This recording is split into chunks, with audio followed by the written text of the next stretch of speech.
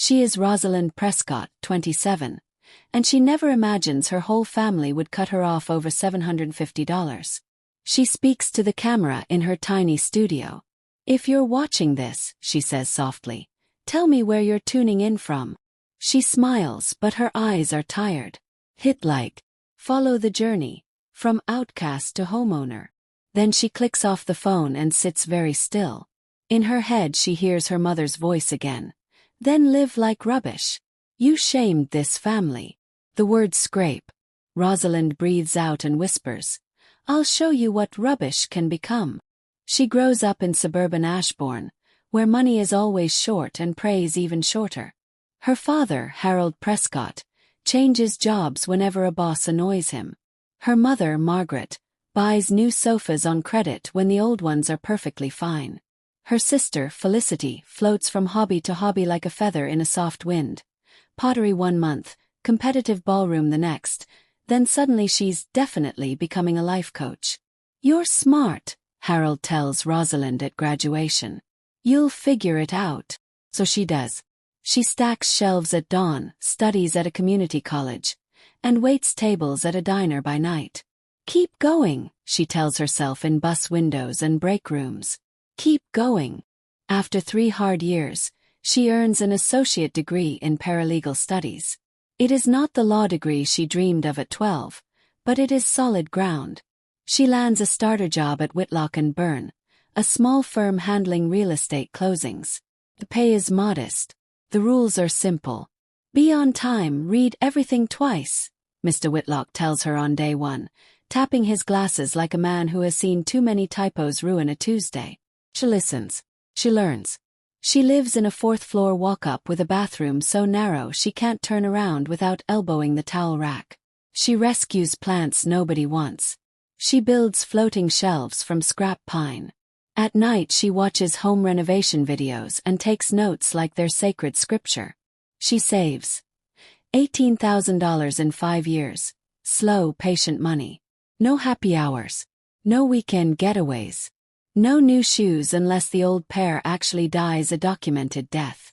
"Why don't you ever come out?" a coworker named Winnie asks one Friday. Rosalind smiles. Rain check. The invitations stop coming.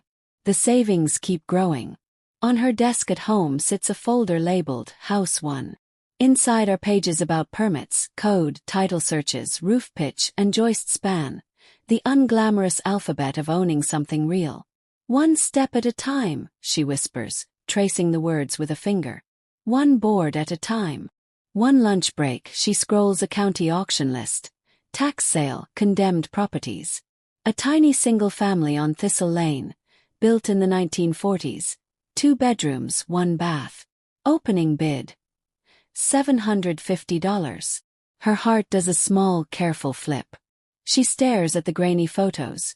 Boards over the windows, a porch sinking like a tired jaw, a yard of weeds taller than a child. She closes the laptop, then opens it again. "This could be it," she says. She circles the auction date in red on a paper calendar hanging crookedly by the fridge. She requests the day off. The future hums at low volume in her chest, like a kettle just before the whistle. She walks the block with a city inspector she knows from filings. Desmond Clark, kind eyes, blunt mouth, a clipboard he treats like scripture.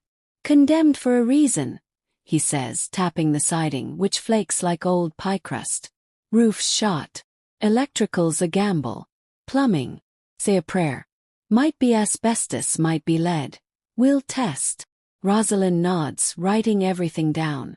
"Foundation." He crouches, runs a hand along the concrete. "Settling, not broken. Better than I feared, honestly." Her friend Gareth Holt, a contractor with forearms like rope and a laugh like a door hinge, shows up an hour later. He presses a boot into the living room floor. "Bones aren't terrible," he says. "High ceilings. Original hardwood hiding under garbage like a shy houseguest." He glances at her. "It's a fight. You sure you want the fight?" She answers, "Yes." She calculates at her kitchen table. Patch the roof now, replace it fully later. Bring 1 bedroom up to code. Make 1 outlet safe, 1 lock solid. one window that actually opens, a space heater that won't quietly try to kill her in her sleep. $11,000 for the criticals. Almost all her savings. She closes her eyes. She sees a front door that swings true, morning light on a clean floor, steam curling from a kettle. She opens her eyes. I can do this, she says. She prints the auction list and circles her number in ink. Max bid, $1,350. Not $1 more. Before the auction, Margaret calls. Family dinner. Mandatory. Rosalind goes. The house smells like lemon polish and old arguments simmering on low heat. Felicity floats in late, perfume announcing her before she does. Great news, she sings. I got into the Radiant Horizon retreat in Bali. Only 20 people worldwide. Harold claps. Margaret glows like a lighthouse. It's $3,200, Felicity adds, eyes shining. Not including flights. Margaret turns to Rosalind. We'll do it together. Your father and I give $1,600. You give $1,600. Rosalind sets down her fork. I'm saving for something important. More important than your sister's future. Margaret asks, sweetness curdling fast. A house, Rosalind says. A tax auction. Opening bid $750. Silence. Harold laughs, light and careless. A house for $750. In this economy. Be serious. Felicity giggles. So, a ruin. Rosalind keeps her voice level. It's a fixer-upper. I've been studying. I have help. Margaret's glass clinks hard against the table. Wine kisses the rim like it's considering an escape. Instead of helping your sister find her calling, you want to waste your money on garbage. It's my future, Rosalind says.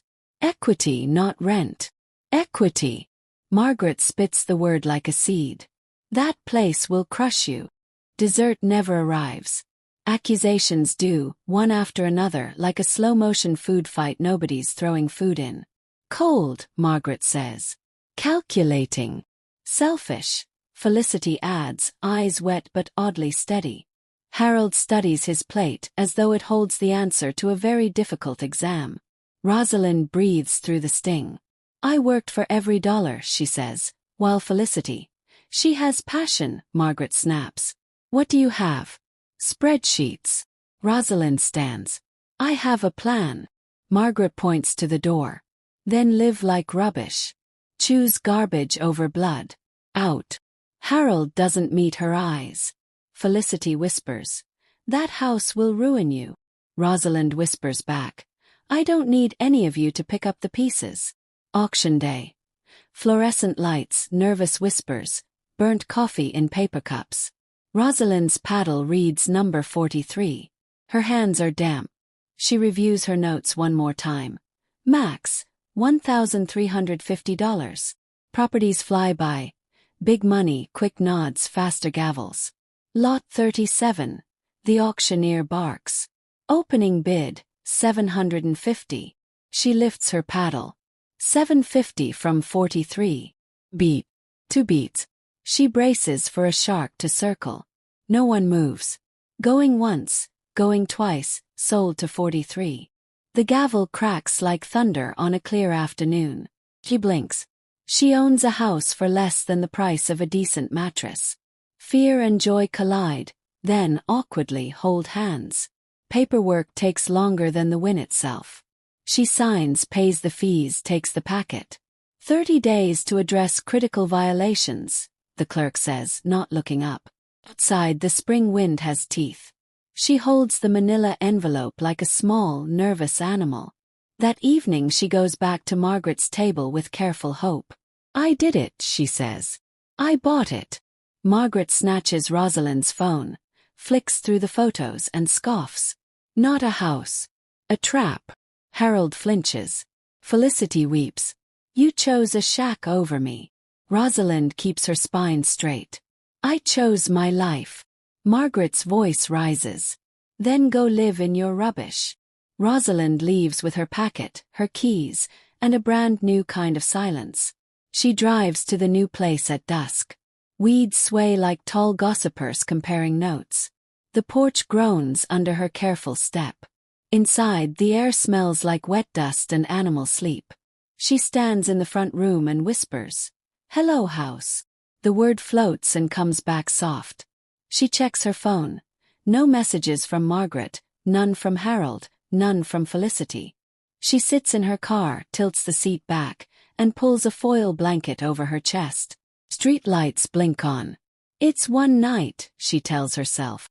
Maybe two. Cold creeps in. She watches her breath make small clouds. "I'll make a plan in the morning," she says, and lets the engine stay off. Gas is money. Heat is money. She chooses the roof over the heater tonight. Morning is gray and honest. Her neck clicks when she sits up. She drives to a diner with a neon sign that buzzes like an underpaid bee. A waitress named Trudy sets down coffee. "You look like you fought a raccoon," Trudy says. "Lost," Rosalind answers, smiling despite herself. She opens her laptop and types a list. Secure the doors, patch the roof, safe outlet, one clean room. 2 weeks to move in, she tells the screen. She builds a budget line by line. Trash bags, gloves, masks, bleach, a shop vac, a pry bar, screws, a lock set, plastic sheeting. She whispers the prices like small prayers. "I can do this if I am careful." She pushes a squeaky cart through the hardware store. A clerk named Nadine, who clearly runs this aisle like a small kingdom, watches her pile up gloves, masks, and a heavy-duty vacuum. "Big job?" Nadine asks. "A house," Rosalind says. "A ruin but mine." Nadine's mouth curves. "Then you'll make it less ruin. Ask for the demo bags at the back. They're tougher, won't split on you like the cheap ones." Rosalind adds the bags gratefully. Lesson 1 in home ownership, she thinks. Cheap bags and cheap cords will betray you when you least expect it. She pays, counting cash twice. Back at the house, she fits a new padlock on the front door and tests it 3 times. "Click," she says and smiles. Safety, it turns out, has a sound. She opens the windows that will open, wedges the ones that won't, and drags junk into bright piles. Wood, metal, fabric, mystery. "You go," she tells a moldy armchair. "You too," she tells a carpet that smells faintly of old soup and regret. She fills bag after bag, hauls them to a rented dumpster, and peels off her mask to breathe real air. When she pokes a brown bubble on the living room ceiling with a broom handle, it collapses, and daylight stares back through a wound in the roof. She stands under the hole, blinking through plaster dust. "Okay," she says, steady. "Roof first." She calls Gareth. "I made the sky appear inside my house," she says. He laughs once. "I'll come Saturday. We'll tarp it." No hero moves until then. She points a fan at the wet zone, pulls down loose plaster, and lines up buckets under the leak like little soldiers standing guard. Desmond, the inspector, stops by after his shift. He looks up through the hole. "Whole roof is tired," he says, "but a good tarp buys you time." He points at the wall studs. "These are straight. Don't forget to be happy about good wood when you find it." She writes it down on her cardboard list. Be happy about good wood. Saturday, Gareth arrives with a coil of tarp and a voice like sandpaper. "We move slow," he says. "No slips, no emergency room, no going viral for the wrong reason." They climb. The roof feels like an old man's back beneath their knees. Gareth shows her how to tuck the tarp under shingles, how to anchor it, how to breathe when vertigo flirts a little too hard. "Hammer here," he says. "Not through." She nods and learns with her hands. By sundown, plastic gleams blue over the wound. They test it with a hose. No drip. Rosalind claps once, triumphant. Gareth grins. "Good," he says. "Now you can fight inside without the sky leaking on you." She starts inside. She pulls rotten drywall with a gentle sort of rage. She learns the soft thud that means let go, and the sharp snap that means stop right now. She screws plywood over the broken floor spots so her foot won't vanish into the basement like a magic trick nobody asked for.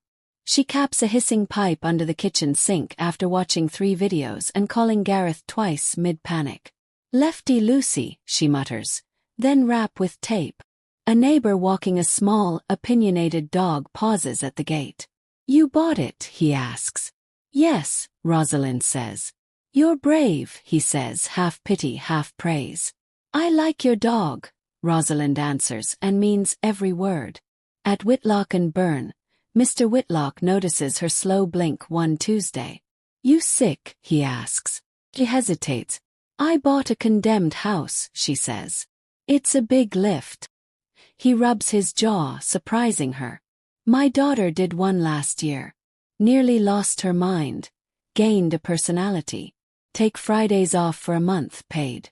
Just bring me the Larkspur Street closing tidy next quarter. Rosalind swallows. Thank you, she says, nearly crying in front of the filing cabinets. At lunch, Winnie whispers. You're really doing it? Rosalind nods. I'm really doing it. She goes home early and lifts a trash bag that weighs like a small, disgruntled bear. The first real setback arrives with a spark. She flips a breaker, and the hallway outlet coughs smoke like it's trying to make a point. She yelps, kills the main, and stands in the quiet that follows. Okay, she says. Full panel later. No outlets on this line for now. She marks the wall with tape. Danger. She runs an extension cord from the one outlet that looks newer and doesn't complain. She buys a heavy gauge cord because Gareth insists. No cheap cords. Cheap cords start fires. I've seen the aftermath, it's not a good look for anyone. She listens. She wants a house, not a lesson delivered in ashes. The second setback lives under the kitchen. A joist crumbles like old cake when she presses it. Her stomach tilts. Hello, worst, she says to the rot. She texts a photo to Gareth. He replies. Sister the joist. I'll show you Saturday. Meanwhile she cuts out the soft floor, lays temporary bracing, and refuses to cry. You can cry later, she tells herself. Cry when something is finished. Not when something is broken. She writes it on a scrap of cardboard and tapes it to the wall. Cry at done, not at broken. Money drains faster than mop water. She opens a spreadsheet named Patient River and tracks everything. Dumpster fees, nails, bleach, tar, masks, buckets, tape. At night she types wills for a solo attorney across town and reviews deeds for a firm that pays per page. She signs up for food deliveries 3 evenings a week. When the app dings, she drives, drops, and whispers to the steering wheel. Roof fund, pipe fund, panel fund. She sleeps hard and short. In the morning her hands feel like closed flowers that haven't decided whether to open yet. Late one evening she hears a knock. The woman from next door stands there with a casserole and sharp, assessing eyes.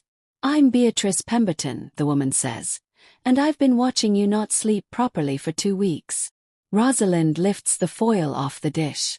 It smells like life, she says. Beatrice nods at the yard. The city inspector can be picky. Desmond's fair though, he likes lists. Show him lists. Rosalind grins. I have lists. Good, Beatrice says. Also, teenagers cut through at night looking for trouble and free Wi-Fi. Lock the back gate. Advice lands like tools dropped one by one into an empty belt. By week 3, one small bedroom stops smelling like rain and mouse. She scrubs the walls with bleach until the rag stays white. She seals the window with plastic, lines the floor with a tarp, and sets a space heater beside a carbon monoxide alarm that beeps once, politely, to say hello.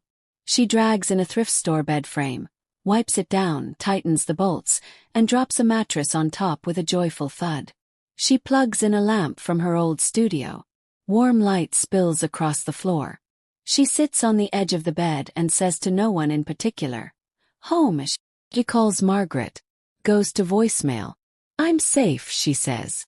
Just wanted you to know. She calls Harold. He answers on the 4th ring. Hey kid, he says, voice rough. House still standing? Standing, she says. I got 1 room. Heat, light, bed. He clears his throat. Good. Silence hums between them, not quite comfortable. Proud of you, he adds, quick and small, like it's a word he's not officially allowed to use yet. He swallows. Thank you. After the call, She leans her head against the cool wall. The hurt is still there, but it has edges now instead of fog. Inspection day arrives. Desmond steps in with a clipboard and a look that misses absolutely nothing. "Show me your lists," he says. She hands over the pages. He reads, nods at the tarp notes, frowns at a soft stair tread, taps a loose handrail. "Criticals," he says. "Roof patch done. Bedroom secured. Temporary electric limited. Plumbing partially capped." He signs a line. "You're addressing violations properly. I'll be back in 10 days. He pauses at the door, glances at the small bedroom with the lamp glowing warmly. "Good light," he says. It's the closest thing to a compliment she expects from him, and she'll take it. Cold comes early. The tarp snaps in the wind like a flag with opinions. She learns to layer, thin, warm, thicker, then the jacket permanently stained with paint that will never wash out. She carries a thermos of tea that smells like ginger and stubbornness. When the space heater clicks off in the night, she wakes and pulls the blanket higher, listening to the house creak like an old musician tuning strings before a concert nobody bought tickets to. "We're okay," she tells the beams. "We're learning how to hold." In the morning, she finds frost lacing the inside of the plastic on the window and laughs out loud. "Fancy," she says. "You made lace." Sunday feels strange without family dinner. She buys a small pie, eats it straight from the tin with a fork, and calls it a feast fit for royalty. Beatrice knocks again. "We're making soup next door," she says. "Come take a bowl." Rosalind puts on her boots. In Beatrice's kitchen, steam rises like forgiveness. "What made you buy it?" Beatrice asks. "I wanted a door that was mine," Rosalind says. Beatrice ladles thick soup. "Then fix your door first," she says. "A good door tells you who you are." Rosalind nods and writes it down later.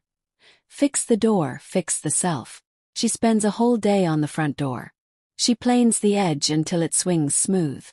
She resets the hinges, swaps the wobbly knob for a solid latch, and chisels the strike plate until it clicks like a promise finally being kept.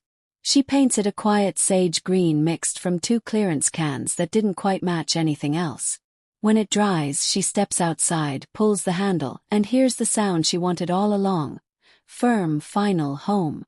She leans her forehead against the wood and whispers, "They said live like rubbish." Then she smiles, small and certain. "I live like this." Spring softens the edges of the street. Rosalind plants seeds in pots lined along the porch. Basil, parsley, tomatoes that will almost certainly be attacked by something. She kneels in the dirt, laughing when a robin hops close like it's auditioning for a role. Beatrice waves from her garden. "Vegetables are stubborn," she calls. "Like you. They'll live." Rosalind wipes soil on her jeans. "Then we'll get along fine." She builds a small raised bed from scavenged wood and drops in marigolds as guardians. The yard stops looking abandoned. It begins to look watched, cared for. "Not rubbish," she says, tying back her hair. "Never rubbish." One afternoon, a knock rattles the new door. She opens it to find Felicity in sleek leggings and a tank top printed with suns, eyes darting everywhere. "Wow," she says. "This does not look like the pictures Mum showed everyone." Rosalind leans on the frame. "She told people I was living in squalor." Felicity shrugs, a little guilty. "Kind of. But this is actually nice." They sit at the thrift store table drinking tea. Felicity admits Bali was a disaster. Fun but hollow, and she came home broke, and Harold and Margaret had to cover her flight change fee, which apparently caused its own small war. Rosalind nods, swallowing an enormous idled. "Mum misses you," Felicity says, eyes down. "Does she?" Rosalind raises a brow. "In her way," Felicity answers. She's too stubborn to say it out loud. Rosalind stirs her tea. "I miss them too, but I won't crawl back into the same pattern." Silence hangs. Felicity studies the handmade shelves. "You really did all this yourself?" "With help," Rosalind says. "But yes." Felicity's voice softens. "It's genuinely impressive." Rosalind thanks her, But inside she holds the compliment like a stone that could either weigh her down or help build a wall. 3 days later, Margaret arrives holding a store-bought pie on a plate from her own cupboard, as if that fools anyone. "What a charming color," she says of the sage-green door. Rosalind steps aside politely. Margaret walks through the rooms, touching corners, testing for dust with the focus of a health inspector on a mission. "Nicer than I expected," she admits. They sit awkwardly, tea cooling between them. "Felicity says you've had offers," Margaret says finally. Rosalind nods. "Developers. I'm not selling." Margaret sighs theatrically. "Your father's hours were cut again. Bills are piling up. If you sold now you could help us." Rosalind blinks in disbelief.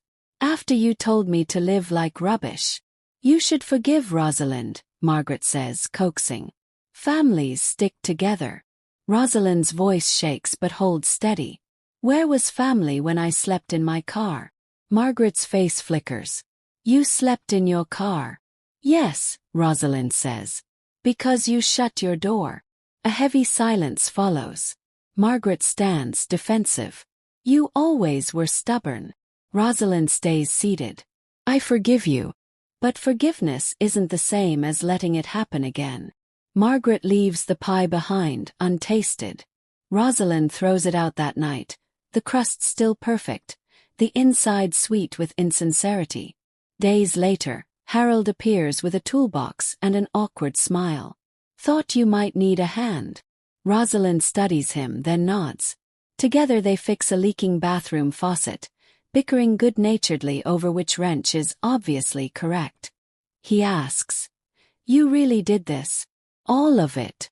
"Most," she answers. He looks around, eyes wet. "Your mother never told me the full story. I should have stood up for you that night. I knew you were right. I just didn't want the fight. I'm sorry." Rosalind's throat tightens. "Thank you for saying that." Harold sighs. "We spoiled Felicity. Now we're paying for it quite literally." "But you..." He hesitates. "I'm proud of you." "Mum asked me to sell the house," Rosalind admits. Harold winces. "I told her not to. This is worth more than money. You built a life here." He shifts on his feet. "Next month, a property just like this one goes up for auction next door on Yarrow Street. If you ever wanted a partner..." Rosalind studies him. "Split the work, the cost, the profit?" He nods, hope flickering in his eyes like a nervous candle. "I'd show up. I wouldn't let you down this time." She smiles slowly. "Then let's try." Handshake seals it. Rosalind feels something with her father she hasn't felt in years. Trust, sturdy and load-bearing, like a properly replaced joist. When Felicity hears about it, she storms over, uninvited but determined. "Dad told me. I want in too." Rosalind folds her arms. "Do you even know what renovation means? It's mud and mold and splinters, not yoga poses and inspirational captions." Felicity lifts her chin. "I can stage rooms, design layouts, and run the social media. You need that." Rosalind laughs softly. "You quit everything the moment it gets hard." Felicity looks away. "I'm trying to change. Bolly showed me how much I waste. You did something hard and stuck with it. I want to learn how." Rosalind studies her sister. For once, her voice doesn't sound like a performance. "What does Mum think of all this?" Rosalind asks. Felicity snorts. "She says Dad's having a midlife crisis and I'm just copying you." She's furious. Rosalind chuckles despite herself. "At least she's consistent." They both laugh, nervous but real. Felicity glances around the finished kitchen. "You made this from what looked like a raccoon's nest." Rosalind nods. "With neighbors, online videos, and an unreasonable amount of patience." Felicity says quietly, "I don't want to be the one everyone has to carry anymore. Teach me." Rosalind studies her again and against her own better judgment says, "All right. But you show up. Every single time." Months pass in hammers, paint, and dust hanging thick in the air. Rosalind, Harold, and Felicity work side by side on the Yarrow Street house. Harold's steady hands frame the walls. Rosalind wires the lights with careful, hard-won confidence. Felicity surprises them both by learning fast, wiring outlets under supervision, sanding floors, sketching layouts on graph paper she actually bought on purpose. "You're good at this," Rosalind admits one evening. Felicity grins, sawdust in her hair. "I like electricity. It listens, as long as you respect it and don't try to argue with it." They laugh together, sweaty and tired, leaning against fresh drywall like it's the best sofa in the world. At the year mark, Rosalind hosts a housewarming. String lights glow over the garden. The porch swing creaks with laughter. Neighbors sip lemonade that's slightly too sweet because Beatrice made it. Beatrice hugs her. "Remember when you were sleeping in your car?" she teases. "Look at you now." Rosalind smiles, no shame left in her at all. "Look at us," she says. She watches her father chatting with a neighbor about insulation like it's the most fascinating topic in the world, sees Felicity explaining design choices with genuine confidence, and even spots Margaret arranging food platters with a practiced air, quietly claiming credit for her daughter's natural eye for design. Rosalind lets her talk. The sting is gone. Later, Felicity hands Rosalind a card she designed. "From rubble to ravishing," it reads, with a stylized little house logo. "Too much?" Felicity asks. Rosalind shakes her head. "It's good. But we've only finished one project." Felicity grins. Always thinking ahead. The social media page already has 3,000 followers. Rosalind tucks the card into her pocket, amused and curious. She admits, "Maybe this could actually be something real." Felicity beams. "A family business, built different." Rosalind nods slowly. "Built honest." After the guests leave, Rosalind sits on the porch swing with Harold. Fireflies blink like tiny lanterns, arguing over whose turn it is to shine. He leans back. "Remember when your mother said, 'Live like rubbish'?" Rosalind chuckles. "I remember." He gestures at the glowing windows. "You turned it into something else. Not just a house. A life." She breathes deep. "It was never about the house. It was about proving I could create something of value, even when everyone said I couldn't." Harold squeezes her shoulder. "I'm sorry it took me so long to see it. But I see it now. And I'm proud." That night, Rosalind walks room to room, turning off lights. She remembers each stage. The tarp roof, the bucket in a closet toilet situation nobody needs to know about, the frost lace on the window. Each scar is hidden now, but she knows exactly where they live. She whispers thanks to the beams, the walls, the floorboards that held her up when nothing else would. In the backyard, roses she coaxed from dry roots bloom under the moonlight. She runs her hand across a petal. "We made it," she says softly. "We made something from nothing." The porch swing creaks as she sits one last time before bed. The stars peek between the city lights. She thinks of her mother's insult, sharp as glass. "Live like rubbish." Rosalind smiles now. "I did," she whispers. "And I built beauty." The house that cost $750 is worth far more now. In money, in strength, in a family slowly rebuilt on sturdier beams. She closes her eyes. No longer the girl begging for approval, but the woman who turned ruins into a home. The story that began in exile ends here, in quiet, well-earned triumph.